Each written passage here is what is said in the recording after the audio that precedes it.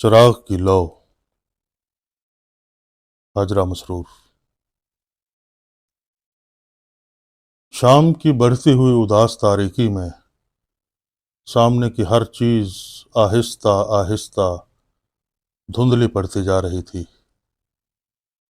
اس نے نظریں پھرا پھرا کر بغیر پلستر کی دیواروں کو دیکھنا شروع کیا، جو اندھیرے میں ڈوب کر بھیانک ہوتی چلی جا رہی تھیں، جیسے وہ سیاہ رنگ میں نہا گئی ہوں۔ اندھیرا اور تنہائی۔ اس کا جی الٹنے لگا تو کھانستی ہوئی اٹھ کر بیٹھ گئی۔ اسے اپنے باپ کا انتظار تھا، جو کام پر سے آ کر جانے کہاں چلتا بنا تھا۔ نہ جانے کہاں بیٹھ رہے ابا، یہ خیال نہیں آتا کہ اکیلے گھر میں جی گھبراتا ہوگا میرا۔ وہ جھلاہٹ میں رہ رہ کر بس یہی سوچ رہی تھی۔ اس کا جی چاہ رہا تھا کہ زور زور سے رونے لگے، لیکن آنسوؤں کا ذخیرہ جیسے حلق میں اٹک کر رہ گیا تھا، اس سے رویا بھی نہ گیا۔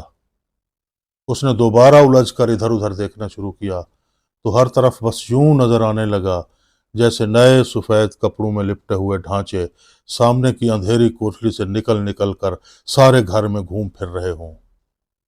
اس کے ذہن پر ان ڈھانچوں کی ہڈیوں کی چٹخ اور نئے سفید کپڑوں کی مدھم کھڑکھڑاہٹ اس طرح چھا گئی کہ وہ آنکھیں میچ کر دوبارہ چارپائی پر لڑھک گئی، بالکل بے حس و بے حرکت، جیسے اس کا دم ہی نکل گیا ہو۔ سفید کپڑوں میں لپٹے ہوئے ڈھانچوں کی ہڈیوں کی چٹخ اور کپڑوں کی کھڑکھڑاہٹ، یہ تو بس اس کا وہم ہی وہم تھا۔ کچھ دنوں سے جسم کے ساتھ ساتھ اس کا دماغ بھی بہت کمزور ہو گیا تھا۔ رات تو خیر رات ہی تھی، وہ دن دوپہر بھی اکثر یہی وہم کرتی۔ بس جدھر بھی نظر جما کر دیکھتی، یہی لگتا کہ کوئی سفید سفید کپڑوں میں لپٹا چلا آ رہا ہے، بالکل اسی وضع کے کپڑے جو اس کی ماں کو مرنے کے بعد پہنائے گئے تھے۔ دروازہ مانوس طریقے پر چرمرایا اور پھر کھٹ سے بند ہو گیا، اور اس نے کپ کپا کر آنکھیں کھول دیں۔ جب کچھ نظر نہ پڑا تو مری ہوئی آواز میں بولی، کون ہے؟ میں ہوں اچھن۔ یہ اس کے باپ کی آواز تھی۔ کہاں تھے ابا؟ میرا دل اکیلے میں گھبرا رہا تھا، اس نے شکایت کی تو جیسے اس کے حلق میں آنسوؤں کا ذخیرہ دوبارہ پھنس گیا اور آنکھیں تپنے لگیں۔ ذرا کام سے گیا تھا، چراغ نہیں جلایا؟ باپ نے چارپائی کے پائے سے ٹھوکر کھائی تو جھلا کر پوچھا اور اپنی چارپائی پر بیٹھ گیا۔ دیا سلائی نہیں تھی؟ یہ لو دیا سلائی۔ باپ نے جیب سے دیا سلائی نکال کر ایک بیڑی سلگائی تو دیا سلائی کی روشنی میں اس کا چہرہ بڑا وحشت زدہ سا نظر آیا۔ الجھی ہوئی کھچڑی داڑھی، ہونٹوں پر اوندھی ہوئی مونچھیں، لکیروں سے پٹی ہوئی پیشانی اور ابلی ہوئی آنکھیں۔ تیلی جل کر ایک ننھی سی سرخ کمان کی طرح خم کھا گئی اور چرمراتی ہوئی بیڑی کا دھواں چھوٹے سے آنگن میں پھیل گیا۔ وہ کانکھتی ہوئی پٹی پر زور دے کر اٹھ بیٹھی۔ بیڑی کے دھوئیں سے اس کا جی متلا رہا تھا۔ کیسا جی ہے اچھن؟ باپ نے بیڑی کا ایک طویل کش لیا تو ہلکی سی سرخ روشنی میں اس کی ابلی ہوئی آنکھیں چمک گئیں۔ بیڑی نہ پیو ابا، اس کے دھوئیں سے میرا جی الٹتا ہے۔ اور وہ اپنے بخار سے بھرے سر کو کندھوں پر جھکا جھکا کر بیزاری سے کانکنے لگی۔ باپ کو غصہ آ گیا۔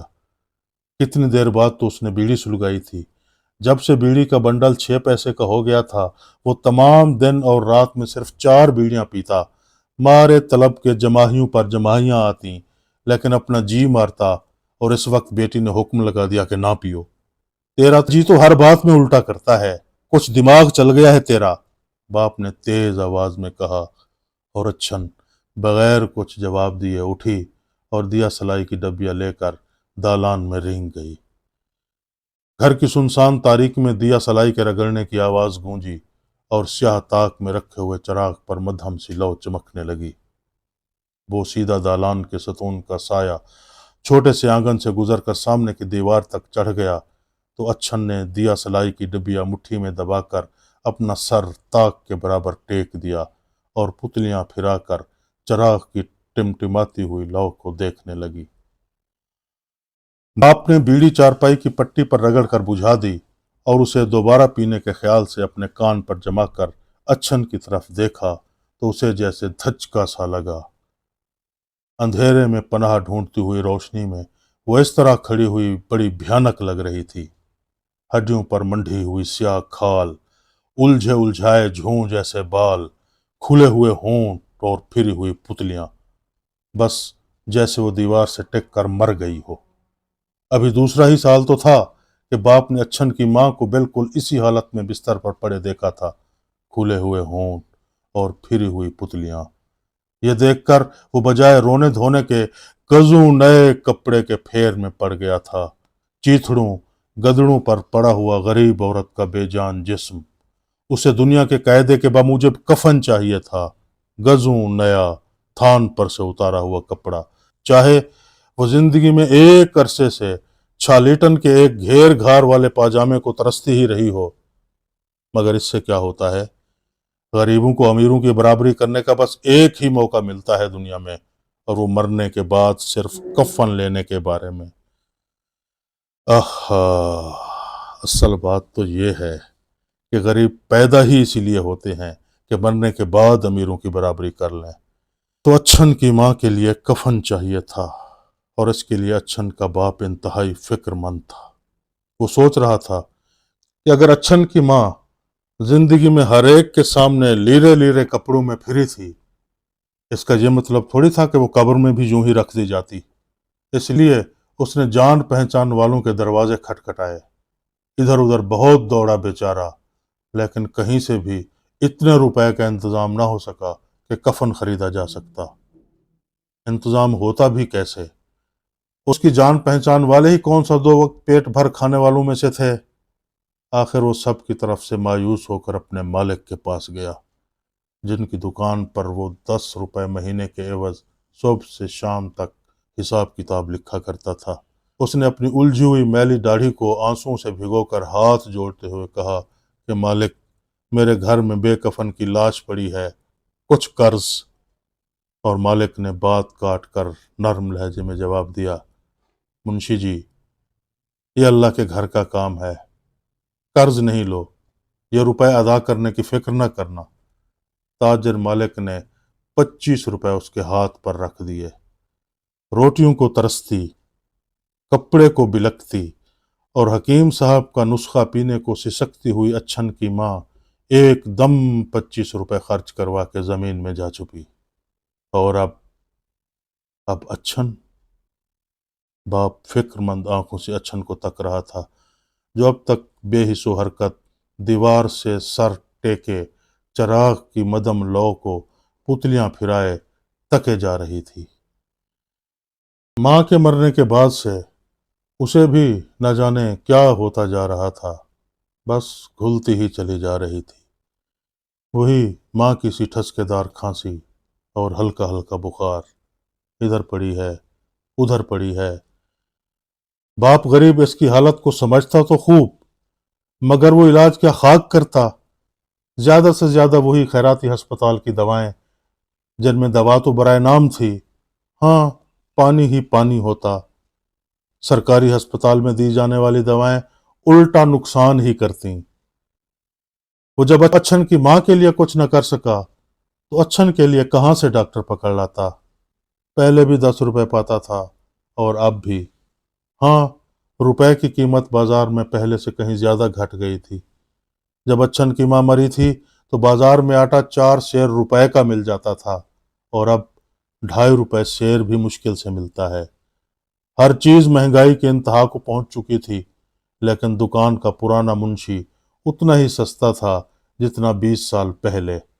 उसकी आंखों के सामने लड़ाई शुरू होने से कबल जो चीजें 2 पैसे को लेकर दुकान में भरी गई थी, वो लड़ाई शुरू होते ही महंगी होती गई, यहाँ तक कि 2 पैसे की चीज ने 8-10 गुना नफा दिया। गोया चीजें जैसे जैसे पुरानी होती गईं, वैसे वैसे कीमती भी। लेकिन इस पुराने मुंशी के 10 रुपए की कीमत बाजार में घटती ही चली गई। दुकान में हुन बरस रहा था। मालिक के नाम पर बैंक में सोने चांदी के पहाड़ खड़े हो रहे थे, तो इसे क्या, वही मिसल कि बीबी ईद आई, जवाब मिला दूर मुई, तुझे अपनी टिकिया रोटी से मतलब। वो जैसे अपने 10 रुपयों के साय में बिठा दिया गया था, जहां जरूरियात जिंदगी की कीमतों का दायरा रोज बरोज तंग ही होता जा रहा था।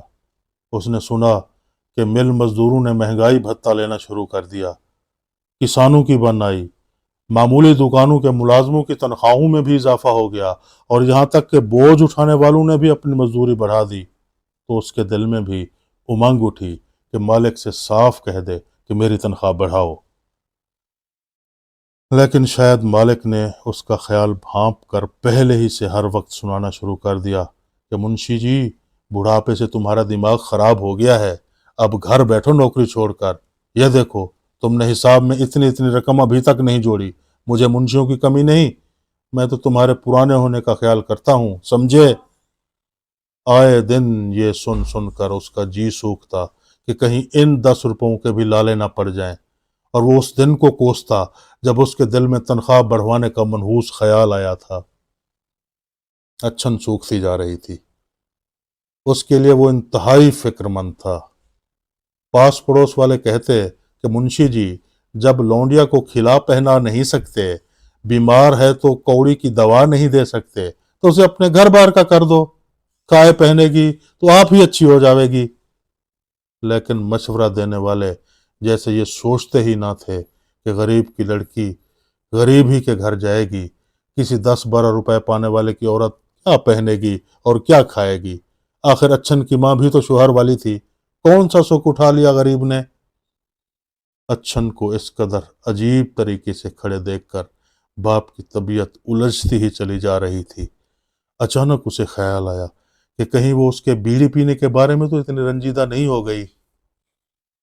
अच्छन, इस तरह क्यों खड़ी है? अब मैं बीड़ी नहीं पीऊंगा। कुछ नहीं अब्बा। उसने दीवार से सर उठाकर गौर से बाप की तरफ देखा। मैं सोच रही थी कि चिराग की लौ बढ़ा दूं जरा। उसके लहजे में बड़ी आरजू और खुशामद थी। लेकिन यह सुनकर बाप पर से जैसे भारी बोझ हट गया। इतनी मामूली सी बात थी जिसके लिए वो इतनी देर से यूं खड़ी थी। उसने सोचा, सचमुच अच्छन का दिमाग चल गया है। अंधेरे को रोशनी में तब्दील करने का ख्याल उसके नजदीक पागलपन था। मगर आखिर क्यों?